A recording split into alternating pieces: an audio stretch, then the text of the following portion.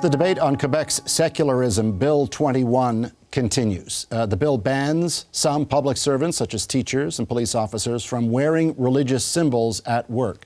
The latest criticism on Quebec's secularism law comes from Professor Irwin Cotler, Canada's special envoy on combating anti-Semitism, and he's a former Liberal Minister of Justice. He calls the law discriminatory. Professor Cotler joins us now from Montreal. Hello, Professor. Thanks for taking the time today. Good to be with you.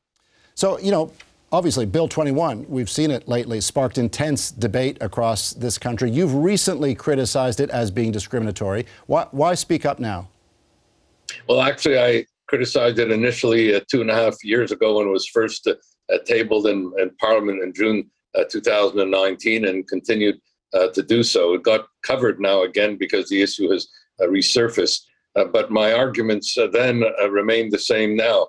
I regard it as being discriminatory, and particularly because, number one, it breaches and is a standing violation of freedom of conscience and religion.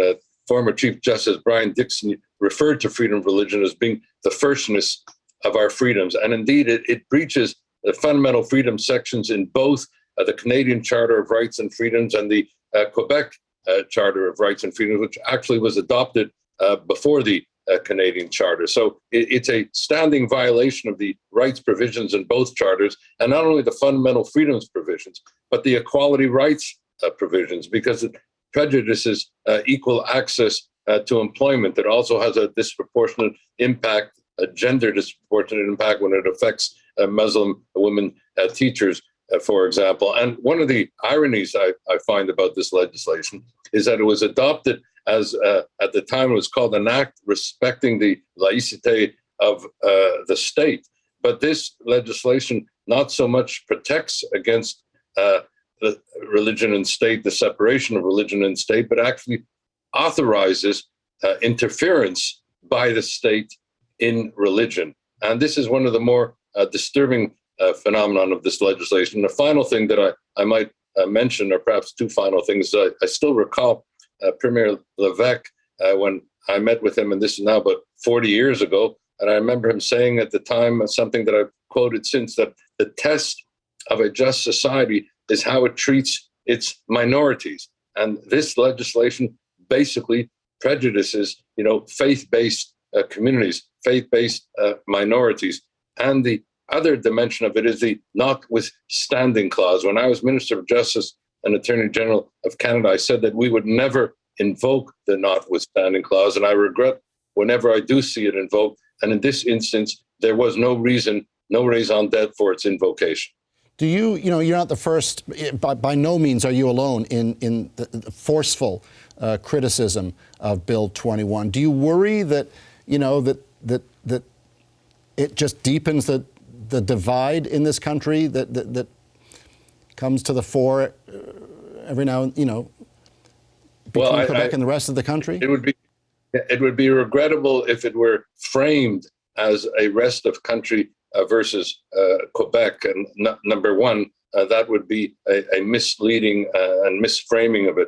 Number two, this is not a criticism, as some have said, of systemic racism in Quebec. This is a criticism of a particular piece of legislation whose impact is discriminatory. Andre Pratt has written himself how the legislation originated really in terms of Quebec's reaction to the role that religion played in Quebec, and therefore it was an attempt to protect against that. But in fact, in seeking to do so, it's done it in a way that where the language of the legislation is itself vague and overbroad and authorizes arbitrary interventions, and the principles of the legislation really run counter to the very principles by which it is named and for which it was intended. So I think it deserves criticism because it is, in a word, discriminatory in its effect, even if it was not intended so and was not discriminatory in its intent. And in that regard, the legislation in Quebec can be criticized like legislation in any other province that is running afoul of the Charter of Rights and Freedoms. So I hope this would not be seen as being anti-Quebec or being framed as the rest of the country versus Quebec, etc. Indeed, Andre Pratt was on this show, I think in the summer, in the fall. I think I was speaking with him, the former senator, and he said that this debate actually risks reigniting separatist views in Quebec, that it plays into the hands of those who would want that to be reignited. Would you disagree then? Well, I saw his point, because what he was saying is that, he believes that this is a debate that can be debated in Quebec by Quebecers and should be resolved by Quebecers. I think what he's concerned about is that it gets framed, as you mentioned, as the rest of Canada, or people singling out Quebec. That would be mistaken, and in fact, it could even undercut the efficacy of the debate in Quebec. I've noticed in the last few days alone that there have been, good articles in La Presse and in Le Devoir.